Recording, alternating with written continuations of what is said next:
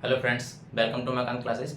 Friends, relation और function की series को आगे कंटिन्यू करते हैं। तो इससे पहले हम जो क्लासेस कर चुके हैं उसमें हम कार्टेशियन प्रोडक्ट के बारे में बात कर चुके हैं, उसमें हम ऑर्डर्ड पेयर के बारे में बात कर चुके हैं, उसमें हम कुछ एग्जाम्पल्स भी कर चुके हैं और एक्सरसाइज 2.1 भी हम कर चुके हैं। तो आज जो अपना टॉपिक रहने वाला है वो अपना टॉपिक क्या रहने वाला है? रिलेशन। एक्चुअली में हमारा ये जो चैप्टर है ना, वो चैप्टर ऐसे मान के चलो कि स्टार्ट तो आज हो रहा है ना। रिलेशन यानी संबंध। संबंध। अब क्या होता है संबंध? देखो, टॉपिक का नाम ही क्या है? Relation and function. ठीक है। तो एक्चुअली में ये टॉपिक स्टार्ट आज हो रहा है। अब तक क्या चल रहा था? अब तक इसकी भूमिका चल रही थी कि भाई संबंध को पढ़ने के लिए आपको क्या क्या चीजें पता होना चाहिए। तो जैसे ऑर्डर्ड पेयर है, कार्टेशियन प्रोडक्ट है, उनके बारे में आपको पता होना चाहिए जो आपने पहले पढ़ लिया है। ठीक है। तो जब आपने उनको पढ़ लिया है तो अब आप पूरी तरह से प्रिपेयर हो कि आप रिलेशन को पढ़ पाओ, संबंध को पढ़ पाओ। अब बात आती है कि ये संबंध एक्चुअली में होता क्या है। तो देखो, संबंध को समझने के लिए मैं इसकी डेफिनेशन पर बाद में आऊंगा, क्योंकि डेफिनेशन तो फिर एक रटने वाला काम हो जाता है। जब हम पहले इसका कंसेप्ट समझ लेंगे तो डेफिनेशन को रटने की जरूरत नहीं पड़ेगी, आपको पढ़ते ही तुरंत समझ में डेफिनेशन आ जाएगी। तो मैं क्या करता हूँ कि पहले इसको एक्सप्लेन करने के लिए मैंने क्या किया कि मैंने दो सेट ले लिए। जैसे मान लो मैंने एक सेट ले लिया और इस सेट के जो एलिमेंट हैं वो कौन है? इस सेट के एलिमेंट है जैसे मान लो राम और दशरथ और कृष्ण।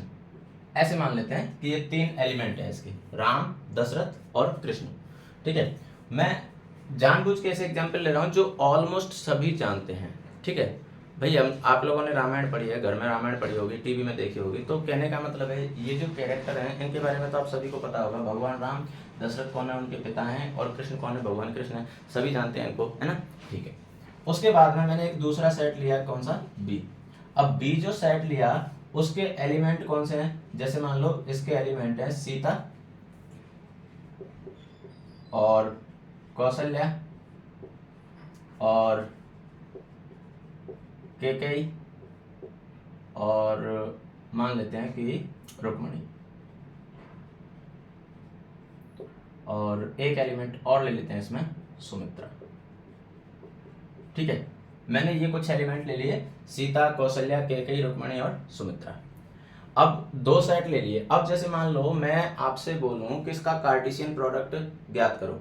ठीक है, कार्टेशियन प्रोडक्ट ज्ञात करो। तो आप जब इसका कार्टेशियन प्रोडक्ट ज्ञात करोगे तो आपके पास कौन कौन से एलिमेंट आ जाएंगे? आपके पास एलिमेंट आ जाएंगे, देखो, राम सीता, फिर राम कौशल्या, फिर राम कैकेयी, फिर राम रुक्मणी, फिर राम सुमित्रा, फिर दशरथ सीता, दशरथ कौशल्या, दशरथ कैकेयी, दशरथ रुक्मणी, दशरथ सुमित्रा, फिर कृष्ण सीता, कृष्ण कौशल्या, कृष्ण कैकेयी, कृष्ण रुक्मणी, कृष्ण सुमित्रा, सुमित्रा। ठीक है। ये आपके पास क्या आ जाएंगे? इसके कार्टेशियन प्रोडक्ट के अंदर ऑर्डर्ड पेयर का सेट आ जाएगा। ठीक है। ये तो आप पहले से पढ़ चुके हो। तो अगर आप मान लो आप निकालना चाहते हो यहाँ से ए क्रॉस बी, अगर आप निकालना चाहते हो तो ए क्रॉस बी आपके पास क्या आएगा? Ram comma Sita, Ram comma Kaushalya. अब देखो इसमें इतने सारे एलिमेंट आएंगे, कितने? तीन तो यहाँ पर हैं और यहाँ पर कितने हैं? पांच, मतलब टोटल 15 एलिमेंट आएंगे। तो मैं टोटल 15 एलिमेंट को ना लिख करके मैं ऐसे लिख देता हूँ। फिर लास्ट में अपना जो एलिमेंट बनेगा वो कौन सा बनेगा? कृष्ण और सुमित्रा, कृष्ण और सुमित्रा, ये बनेगा। ठीक है। ये हमारे पास क्या आ गया? ए क्रॉस बी कार्टेशियन प्रोडक्ट आ गया। ठीक है। हम बात कर रहे हैं किसकी? रिलेशन की। अब ऐसे मान के चलते हैं कि इसमें से मैं कुछ ऑर्डर्ड पेयर को उठा लेता हूं, कुछ ऑर्डर्ड पेयर को। और कौन से ऑर्डर्ड पेयर उठा रहा हूं? जैसे मान लो मैंने एक ऑर्डर्ड पेयर, जो ऑर्डर्ड पेयर उठाए हैं उनका एक सेट बना लिया। और वो कौन सा सेट बनाया? जैसे मान लो एक तो मैंने उठाया कौन सा? राम कौमा सीता। ठीक है। फिर दूसरा मैंने कौन सा उठाया?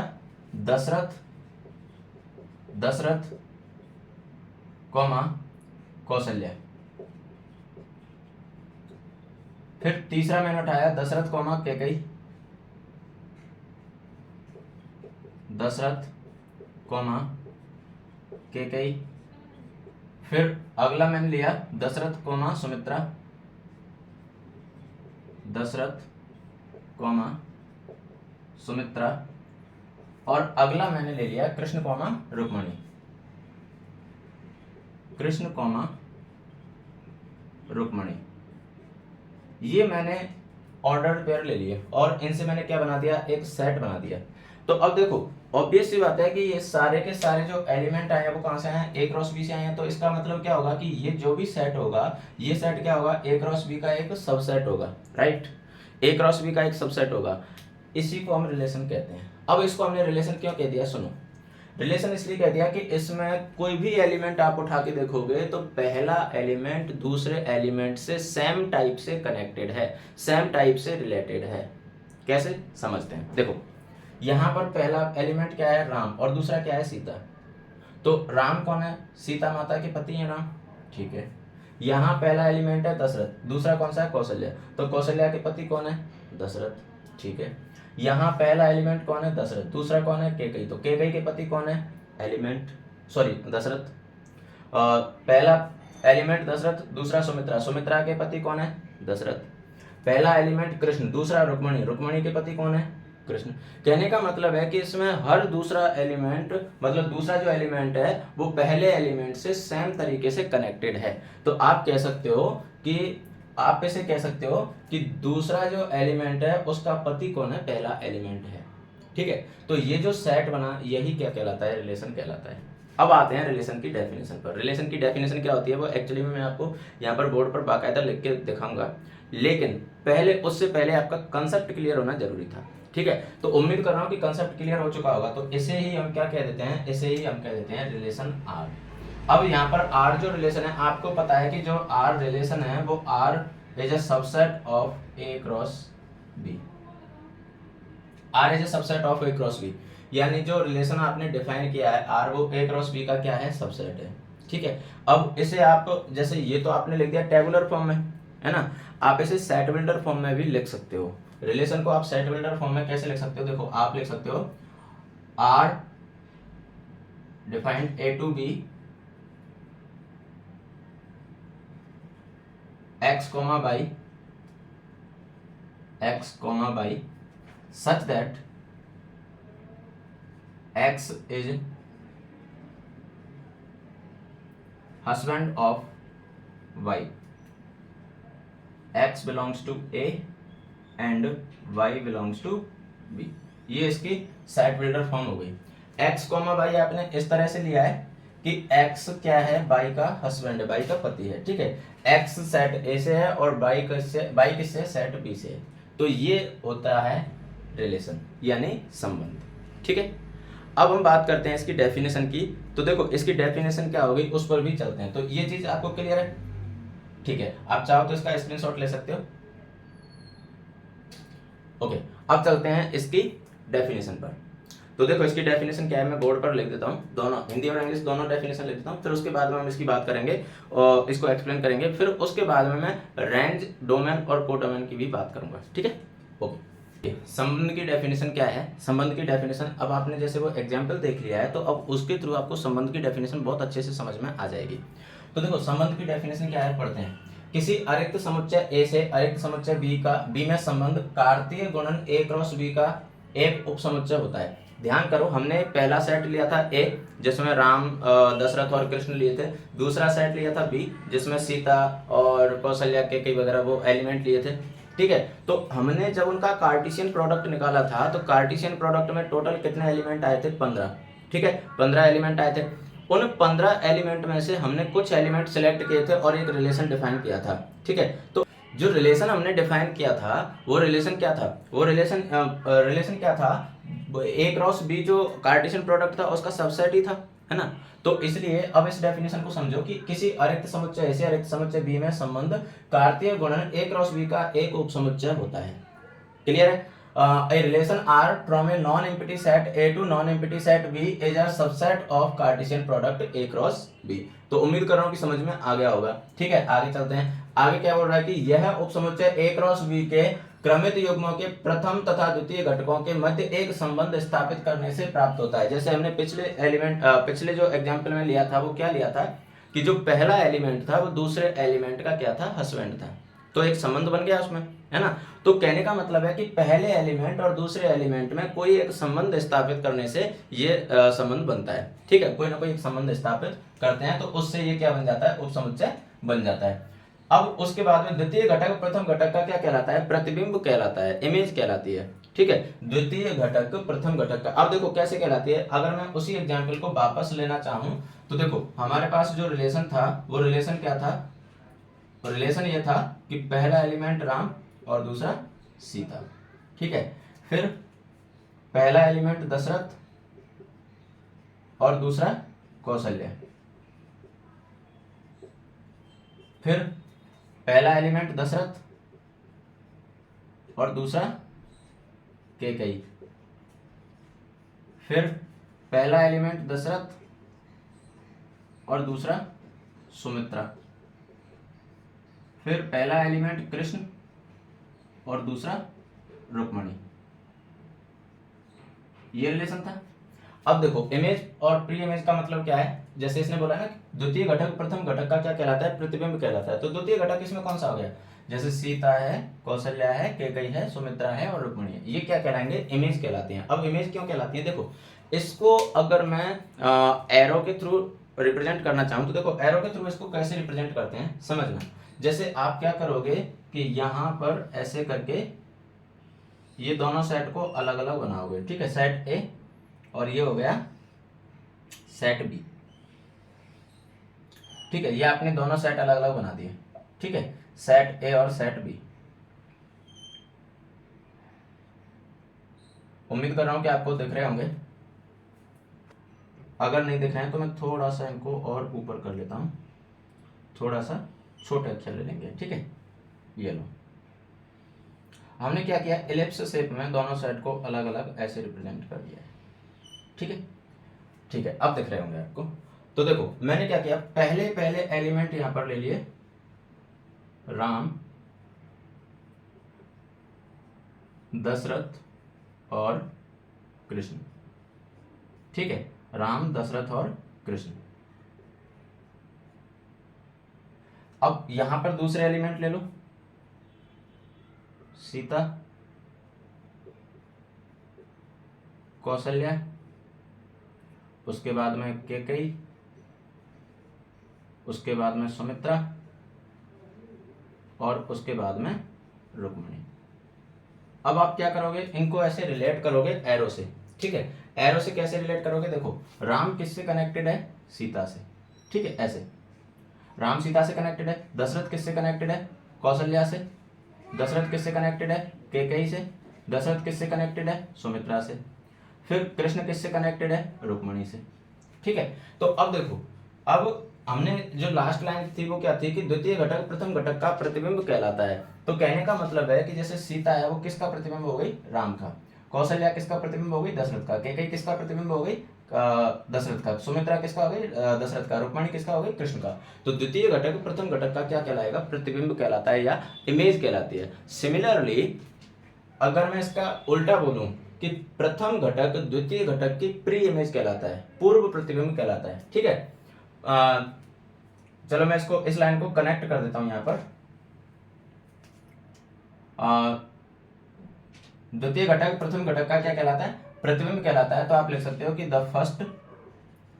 The first element is called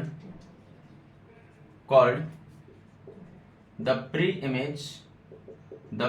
image of second element. Hindi में भी लिख सकते हो कि प्रथम घटक द्वितीय घटक का पूर्व प्रतिबिंब कहलाता है। ठीक है, प्रथम घटक द्वितीय घटक का क्या कहलाएगा, पूर्व प्रतिबिंब कहलाता है। तो उम्मीद कर रहा हूं कि समझ में आ रहे होंगे। ये तो क्या हो गई, ये तो हो गया इमेज और ये क्या हो गए, प्री इमेज। ठीक है, ये क्या हो गए, प्री इमेज। क्लियर? ठीक है, तो ये तो इसकी डेफिनेशन की बात हो गई। अब हम बात करते हैं किसकी, रेंज, डोमेन और कोडोमेन की। ठीक है, तो समझना रेंज, डोमेन और कोडोमेन क्या होते हैं। देखो आपने एक गाना सुना होगा, गाना कौन सा है अभी बताते हैं। देखो रेंज, डोमेन और कोडोमेन के लिए अभी बताते हैं। देखो जैसे मैं अभी इस सेट के लिए इस रिलेशन के लिए बात करूं, देखो हमने जो अभी रिलेशन डिफाइन किया था वो कौन सा था, राम, सीता, दशरथ कौशल्या, उसके बाद में दशरथ, कैकेयी, उसके बाद में दशरथ, सुमित्रा, और उसके बाद में कृष्ण और रुक्मणी। ठीक है, ये आपने क्या बना दिया, सेट बना दिया। ठीक है, रिलेशन बना दिया। अब ये जो रिलेशन है, इसमें अगर मैं आपसे पूछना चाहूं कि इसकी रेंज क्या है, रेंज किसे कहते हैं, और रेंज का मतलब होता है परास या परिसर। परिसर कह सकते हो, परास कह सकते हो, एक ही बात है। डोमेन क्या है, डोमेन का मतलब होता है प्रांत।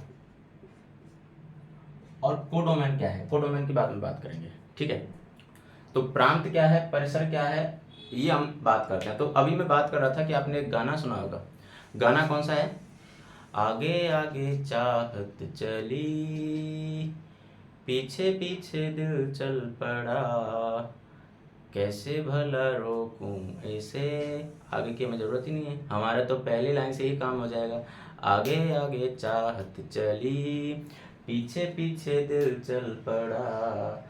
तो मैंने इस गाने को क्या किया, थोड़ा सा मॉडिफाई कर दिया। थोड़ा सा मॉडिफाई कैसे कर दिया, आगे आगे प्रांत चला, पीछे पीछे परिसर चल पड़ा, इतने में हमारा काम हो गया।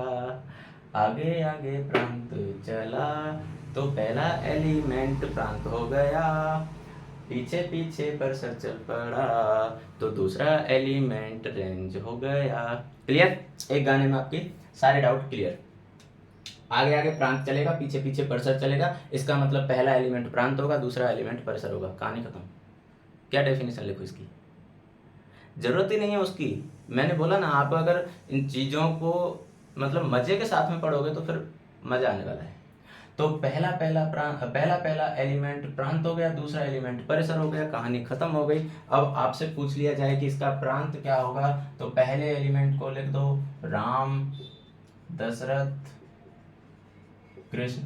अब आप बोलोगे कि सर दशरथ को 3 बार क्यों नहीं लिखा, क्योंकि दशरथ तो 3 बार आता है। तो बेटा आप पहले सेट पढ़ चुके हो और आपको पता है कि सेट में repetition not allowed. Clear, repetition not allowed, तो दशरथ को 3 बार नहीं लिखोगे, दशरथ को केवल एक ही बार लिखोगे। अब बात आती है परिसर की, तो परिसर में सेकंड एलिमेंट क्या होगा, परिसर होगा। तो सेकंड एलिमेंट होता है कौन सा, देखो इसमें अगर इस एग्जाम्पल में देखें तो सीता, कौशल्या, कैकेयी और Sumitra and last one Rukmani. ये लो, ये क्या आ गई आपके पास, रेंज आ गई। क्लियर, अब बात करते हैं कोडोमेन की। तो देखो कोडोमेन की अगर मैं बात करूं तो सेट बी जो होता है, जैसे आपको आप सीधी सी भाषा में अगर मैं आपको बोलूं तो ए क्रॉस बी अगर आपको दे रखा है, तो इसमें देखो प्रांत तो हो जाएंगे, ए क्रॉस बी में प्रांत तो हो जाएंगे element of set A, element of set A. ठीक है, उसके बाद में परिसर हो जाएगा, परिसर क्या होगा इसका,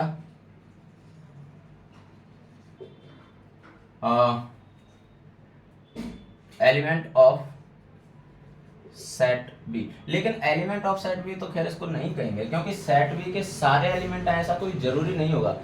हम ये कह सकते हैं कि सेट ए की इमेज, ठीक है, इमेज ऑफ सेट ए, ठीक है, in set B, set B में जो सेट ए की इमेज है वो परिसर होगी। और फिर उसके बाद में कोडोमेन की बात करें, यानी सह प्रांत की बात करें, सह प्रांत क्या होते हैं, कोडोमेन क्या होते हैं, तो इसका मतलब होगा all element, all elements, all elements of set B, यानी सेट बी के सारे अवयव ये क्या आ जाएंगे, सह प्रांत हो जाएंगे। तो उम्मीद कर रहा हूँ कि प्रांत, सह प्रांत और परिसर ये सारी चीज़ें आपकी अब क्लियर हो गई होंगी। ठीक है, तो ये था इसका रिलेशन का इंट्रोडक्शन। अब अगर मैं बात करूँ कि किसी भी कार्टेशियन प्रोडक्ट में नंबर ऑफ टोटल रिलेशन कितने हो सकते हैं। तो देखो उसके लिए जब हम बात करते हैं तो पहले तो आप इसका चाहो तो स्क्रीनशॉट ले सकते हो, ठीक है। अब देखो अगर मैं बात करूं टोटल नंबर ऑफ रिलेशन की, तो वो कैसे फाइंड आउट करते हैं, उसके लिए देखो उसके लिए क्या करते हैं समझो। Number of total relation in Cartesian product A cross B. तो देखो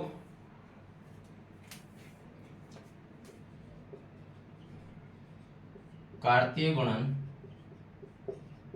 ए क्रॉस बी में कुल संबंधों की संख्या, अगर मैं इसको इंग्लिश में लिखना चाहूं तो number of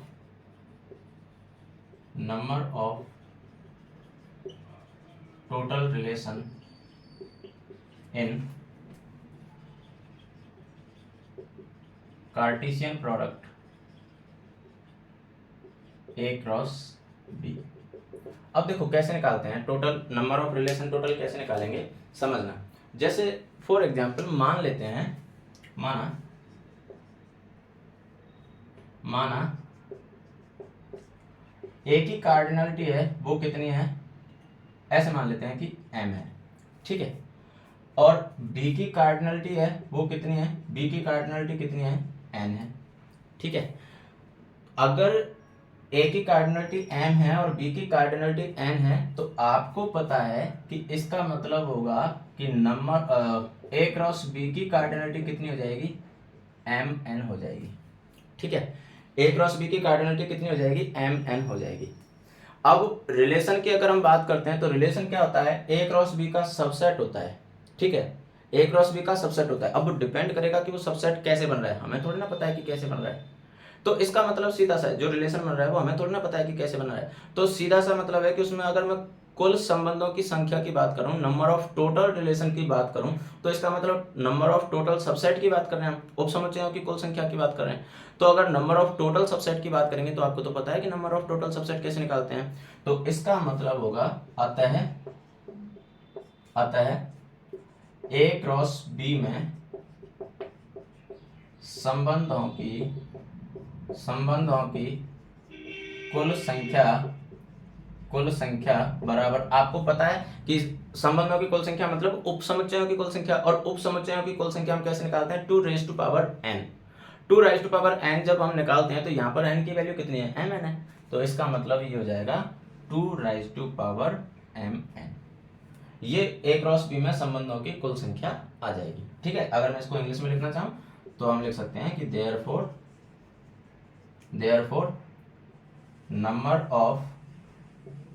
number of total relation in a cross b equals to 2 raised to power mn। ये था आपका कंप्लीट रिलेशन का इंट्रोडक्शन, जिसमें हमने जाना कि रिलेशन एक्चुअली में कहते किसे हैं, रिलेशन का मीनिंग क्या होता है वो हमने जाना, रिलेशन की डेफिनेशन देखी थी। उसके बाद में रेंज, डोमेन और कोडोमेन उनकी भी हमने बात की थी। और उसके बाद में हमने बात की थी कि अगर कोई Cartesian product A cross B हमें दे रखा है तो उस ए क्रॉस बी में टोटल नंबर ऑफ रिलेशन कितने होंगे, ठीक है। तो ये हमने आज बात की थी। उसके बाद में अब हम लेते हैं 2-3 जो एग्जाम्पल दे रखे हैं वो एग्जाम्पल लेते हैं, फिर उसके बाद में एक्सरसाइज हम अगली क्लास में शुरू करेंगे, ठीक है। चलिए तो एग्जाम्पल ले लेते हैं। देखिए 7th एग्जाम्पल में क्या बोला है, 7th एग्जाम्पल में बोला है कि मान लीजिए ए आपको सेट दे रखा है जिसके एलिमेंट है 1 2 3 4 5 6, और एक रिलेशन आपको डिफाइन करके दिया हुआ है, मतलब इसको सेट बिल्डर फॉर्म में दिया हुआ है, r equals to x, y such that y equals to x+1 द्वारा a से a में एक संबंध परिभाषित किया गया है। a से a में मतलब a से ही पहला एलिमेंट लेना है और a से ही दूसरा एलिमेंट लेना है, ठीक है। तो इसने क्या बोला है कि एक तो संबंध परिभाषित करना है और दूसरा संबंध परिभाषित करने का मतलब देखो संबंध तो इसने परिभाषित किया हुआ है, थोड़ा सा लैंग्वेज इसकी थोड़ी डिफरेंट है। इसका कहने का मतलब ये है कि जो सेट बिल्डर फॉर्म में जो रिलेशन दिया हुआ है उसे टेबुलर फॉर्म में लिखिए, ठीक है। दूसरा क्वेश्चन इसने बोला है कि इस संबंध को तीर आरेख द्वारा दर्शाइए, ठीक है, यानी depict this relation using an arrow diagram. Arrow diagram इसका बनाना है। एरो डायग्राम कौन सा है वो मैंने आपको बना के बताया था ना, ऐसे एरो से खींच के, वो वाला एरो डायग्राम, ठीक है। Write down the domain, codomain and range of R. आपको फिर इसके बाद में इसकी रेंज, डोमेन और कोडोमेन भी बताने, ठीक। चलिए तो इस क्वेश्चन को सॉल्व करते हैं। जब इसके सॉल्यूशन की बात करते हैं तो देखो आपको सेट ए क्या दे रखा है, सेट ए दे रखा है 1 2 3 4 5 एंड 6। उसके बाद में आपको जो रिलेशन डिफाइन किया गया है वो रिलेशन कुछ इस तरह से डिफाइन किया गया है, x y such that y equals to x plus 1, y equals to x plus 1। इसका मतलब क्या है, इसका मतलब है कि जो x y, जैसे मान लो आपको इस फॉर्मेट में क्वेश्चन को ऑर्डर्ड पेयर को लिखना है।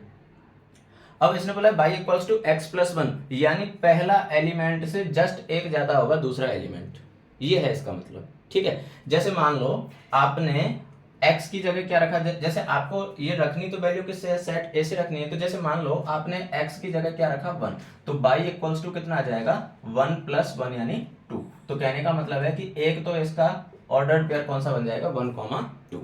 सिमिलरली आप जब x इक्वल्स टू 2 रखोगे तो y इक्वल्स टू कितना हो जाएगा 2 प्लस 1 यानी 3। जब आप x इक्वल्स टू 3 रखोगे तो y इक्वल्स टू कितना हो जाएगा 4। क्लियर है, तो इसके अकॉर्डिंग आपको ये रखना है। ठीक है, तो बाकी क्वेश्चन की डेकोरेशन तो आप कर ही सकते हो कि कैसे क्वेश्चन को लिखना होता है ना, क्वेश्चन की डेकोरेशन तो कर सकते हो। तो देखो पुट x इक्वल्स टू 1, तो y equals to x plus 1 implies 1 plus 1 equals to 2। x equals to 2, तो y इक्वल्स टू 2 प्लस 1 यानी 3। x इक्वल्स टू 3, तो y इक्वल्स टू 3 प्लस 1 यानी 4। x इक्वल्स टू 4, तो y इक्वल्स टू आ जाएगा 4 plus 1 यानी 5। फिर x equals to 5, तो y equals to आ जाएगा 5 प्लस 1 यानी 6। यहाँ तक तो ठीक था। अब जैसे मान लो आपने रखा x इक्वल्स टू 6, तो y इक्वल्स टू कितना आ जाएगा 6 प्लस 1 यानी कितना आ जाएगा 7। लेकिन इसने बोला है कि ये a से a में ही डिफाइन करना है, तो 7 तो a में है ही नहीं, 7 a में नहीं है। इसका मतलब है कि ये वाली एंट्री आप नहीं करोगे। क्लियर है, ये वाली एंट्री आप नहीं करोगे। तो समझ में आया कि क्यों नहीं करनी है, क्योंकि 7 इस सेट में है ही नहीं, और आपको रिलेशन जो डिफाइन करना है वो a से a में ही डिफाइन करना है। मतलब पहला एलिमेंट भी a से ही होगा और दूसरा भी a से ही होगा, तो केवल आपको यही एंट्री करनी है। ठीक है, तो जो रिलेशन है उसकी सेट बिल्डर टेबुलर फॉर्म ये हो जाएगी 1, 2, 2, 3, 3, 4, 4, 5 और 5, 6। ये तो हो गई इसकी टेबुलर फॉर्म। ठीक है, उसने बोला है कि depict this relation using an arrow diagram. अब आपको एरो डायग्राम बना करके और इस रिलेशन को बताना है। ठीक है, तो देखो आप एरो डायग्राम बनाओगे तो एरो डायग्राम के लिए आपको सेट ए को ही 2 बार लिख देना है ऐसे। ठीक है, ये पहला क्वेश्चन हो जाएगा इसका। ये आपने सेट ए को ही 2 बार लिख दिया, ये हो गया सेट ए और ये भी सेट ए। अब इसके एलिमेंट लिख दो, तो एलिमेंट देखो सेट ए के एलिमेंट कौन से हैं 1 2 3 4 5 6, तो 1 2 3 4 5 और 6।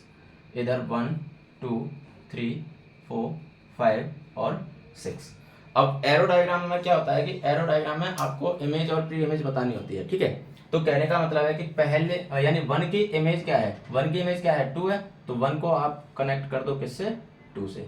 2 की इमेज क्या है 3 है, तो 2 को कनेक्ट कर दो 3 से, 3 को कर दो 4 से, 4 को कर दो 5 से और 5 को कर दो 6 से। ये लो, ये इसका एरो डायग्राम हो गया। ठीक है, उसके बाद में अगर मैं इसके सेकंड क्वेश्चन की बात करूं, सेकंड क्वेश्चन में इसने क्या बोला है कि write down the domain, codomain and range of R. तो डोमेन की अगर मैं बात करूं यानी प्रांत की अगर मैं बात करूं, प्रांत को हम क्या बोल देते हैं डोमेन बोल देते हैं। तो प्रांत क्या होता है, आगे आगे प्रांत चला, गाने को ध्यान रखना, आगे आगे प्रांत चला मतलब पहले जो एलिमेंट है वो तो क्या होंगे इसके डोमेन। अब पहले एलिमेंट का मतलब ये मतलब लेना 1 2 6 नहीं, पहले एलिमेंट मतलब रिलेशन में पहले एलिमेंट। तो देखो ये हो जाएंगे 1 2 3 4 5, ये तो होगा क्या डोमेन। ठीक है, 1 2 3 4 5। देखो यहाँ पर ये मत सोचना कि सर पहले सेट में तो ये सारे मतलब 6 भी शामिल है, 6 है लेकिन 6 की इमेज है क्या, नहीं है, इसका मतलब ये प्रांत में शामिल नहीं होगा। क्लियर है, उसके बाद में अगर मैं बात करूं परिसर की, तो परिसर यानी रेंज, और रेंज क्या होती है, रेंज का मतलब होता है इमेज। ठीक है, तो इमेज कौन सी है इसमें, देखो 2 3 4 5 6 यानी सेकंड एलिमेंट, तो ये हो जाएगा देखो 2 3 4 5 एंड 6। उसके बाद में अगर मैं कोडोमेन की बात करूं यानी सह प्रांत की बात करूं तो देखो सह प्रांत इसका क्या होगा, कोडोमेन क्या होगा, कोडोमेन का मतलब होता है सेट बी के सारे एलिमेंट। सेट बी इसमें कहीं नहीं, अरे सेट बी का मतलब है सेकंड सेट, ठीक है, तो सेकंड सेट के सारे एलिमेंट, मतलब यहाँ पर वन भी शामिल हो जाएगा, भले ही वन किसी की इमेज नहीं है वो भी शामिल हो जाएगा इसमें, ठीक है। तो 1 2 3 4 5 और 6 ये हो गया इसका सह प्रांत। ये था आपका क्वेश्चन सॉरी एग्जाम्पल नंबर 7। तो उम्मीद कर रहा हूँ कि समझ में आ गया होगा। फिर भी कोई डाउट है तो आप कमेंट बॉक्स में कमेंट कर सकते हो, नो प्रॉब्लम, ठीक है। चलिए, तो ये तो 7th एग्जाम्पल हो गया। अब चलते हैं 8th एग्जाम्पल पर। देखिए 8th एग्जाम्पल में क्या बोला है, 8th एग्जाम्पल है कि आकृति में समुच्चय पी और क्यू के बीच एक संबंध दर्शाया गया है। इस संबंध को समुच्चय निर्माण रूप में लिखिए, रोस्टर रूप में लिखिए और इसके प्रांत तथा परिसर क्या होंगे।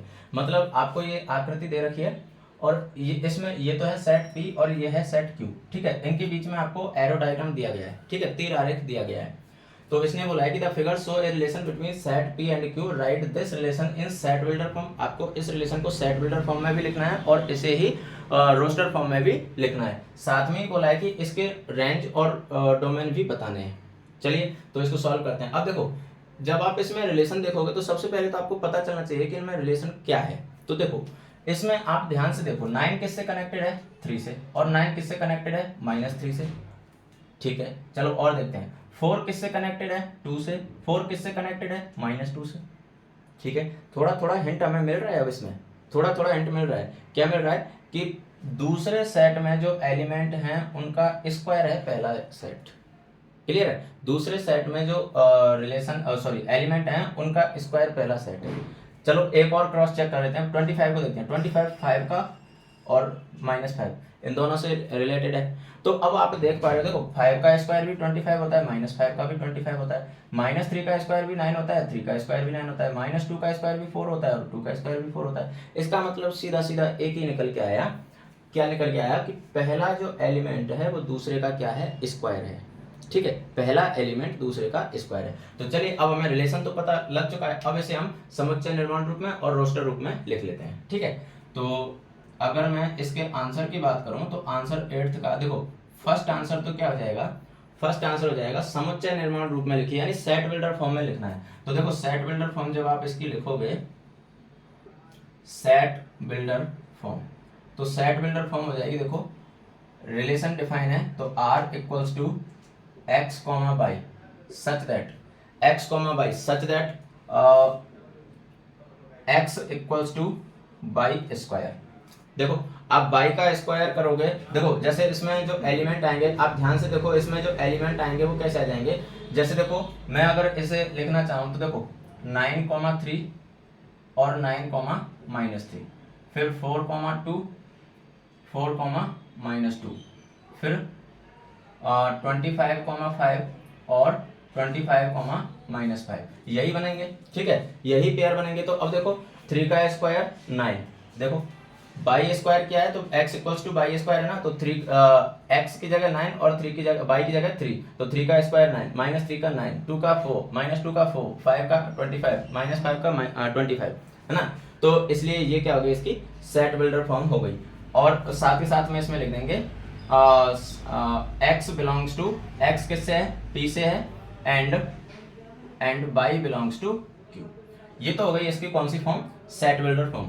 अब इसने रोस्टर फॉर्म में भी बोला है, तो देखो रोस्टर फॉर्म इसकी क्या हो जाएगी, रोस्टर फॉर्म जब आप इसकी लिखोगे तो रोस्टर फॉर्म में आप लिख सकते हो कि R इक्वल्स टू, अब रोस्टर फॉर्म में ये एलिमेंट लिख दो जो मैंने यहाँ पर लिखे हैं, तो देखो ये हो जाएंगे 9,3, 9,-3, उसके बाद में 4,2 और 4,-2, 25,5 और 25,-5, ये इसकी रोस्टर फॉर्म हो गई। फिर इसने बोला है कि इसके डोमेन और रेंज भी आपको बताने हैं। तो देखो डोमेन तो क्या हो जाएंगे इसके, इसका डोमेन होगा, डोमेन क्या होता है, डोमेन फर्स्ट एलिमेंट होता है, तो डोमेन तो हो जाएगा देखो 9 और 4 और 25, ठीक है, 9 4 25, क्योंकि आपको पता है रिपीटेशन अलाउ नहीं होता है ना। उसके बाद में अगर मैं बात करूं इसकी रेंज की, तो देखो इसकी रेंज क्या होगी, रेंज का मतलब सेकंड एलिमेंट, तो देखो सेकंड एलिमेंट क्या आ जाएंगे 3, -3, 2, -2 और उसके बाद में 5 और -5, ये इसकी रेंज हो गई। वैसे तो इसने पूछा नहीं है, लेकिन मान लो अगर कोडोमेन पूछता तो इसका कोडोमेन क्या हो जाता, कोडोमेन में क्यू के सारे एलिमेंट आ जाते। तो क्यू के सारे एलिमेंट कौन से हैं, देखो 5 3 2 1 -1, सॉरी -1 तो ही नहीं, -2 -3 -5, ये इसके क्या हो जाते, कोडोमेन हो जाते। क्लियर है। तो ये था आपका आंसर नंबर 8। ठीक है, चलिए अब हम चलते हैं लास्ट एग्जाम्पल पर, और उसके बाद में आज की क्लास को यहाँ पर खत्म करेंगे और फिर कल की क्लास में आगे आने वाली एक्सरसाइज को लेंगे। तो देखो 9th एग्जाम्पल में क्या बोला है, 9th एग्जाम्पल में बोला है कि मान लीजिए कि ए सेट दे रखा है आपको 1,2, बी सेट दे रखा है आपको 3,4, तो ए से बी में संबंधों की संख्या ज्ञात कीजिए। अब आप ध्यान करो, मैंने संबंधों की संख्या के बारे में आपको बताया हुआ है। तो देखो आज की ही क्लास में बताया है, तो आप इतना जल्दी भूल भी नहीं सकते। देखो आपको दे रखा है कि कार्डिनलिटी ऑफ ए कितनी है, 2। कार्डिनलिटी तो जानते हो ना, सेट आपने पढ़ा हुआ है। कार्डिनलिटी क्या होती है, किसी भी सेट में नंबर ऑफ एलिमेंट। ठीक है, तो कार्डिनलिटी ऑफ ए कितनी है, 2 भाई 1 और 2 दो ही एलिमेंट है। कार्डिनलिटी ऑफ बी कितनी दे रखी है आपको, ये भी 2 है भाई, 3 और 4 इसमें भी दो ही एलिमेंट है। तो इसका मतलब सीधा सा है कि अगर आप cardinality of A cross B निकालोगे तो वो कितनी आ जाएगी, 2 क्रॉस 2 यानी कितनी आ जाएगी, 4। क्लियर है, cardinality of A cross B कितनी आ जाएगी, 4 आ जाएगी। तो इसका मतलब यहां से आप कह सकते हो कि total number of relation, total number of relation from A to B equals to 2 raise to power 4। Clear है, 2 राइज टू पावर 4। ध्यान करो, हमने इसका फॉर्मूला भी लिखा था 2 raise to power P into Q. तो P इंटू क्यू क्या था, cardinality of A cross B था। तो यहाँ पर cardinality of A cross B हम निकाल चुके हैं, 4 है। तो इसका मतलब 2 राइज टू पावर 4 यानी कितना आ जाएगा, ये 16। तो इसमें टोटल नंबर ऑफ रिलेशन कितने होंगे, 16 होंगे। ठीक है, ये था आपका एग्जाम्पल नंबर 9, और इसके साथ में ही आज की क्लास को हम करते हैं यहाँ पर खत्म। ठीक है, फिर मिलते हैं कल की क्लास में एक्सरसाइज के साथ में, और एक्सरसाइज के साथ में फिर हम सारे क्वेश्चन कल करेंगे, फिर उसके बाद में हम चलेंगे फंक्शन की तरफ। ठीक है, चलिए तो कल की क्लास को लेना ना भूलें, बहुत अच्छे क्वेश्चन हम करने वाले हैं, बहुत मजा आने वाला है। चलिए तो मिलते हैं फिर कल की क्लास में नई एक्सरसाइज के साथ में, नए जोश, नए जुनून, नई एनर्जी और नई उमंग के साथ में। तब तक के लिए हंसते रहिए, मुस्कुराते रहिए, पढ़ते रहिए, खेलते रहिए और सफलता की ओर बढ़ते रहिए। Bye bye, thank you.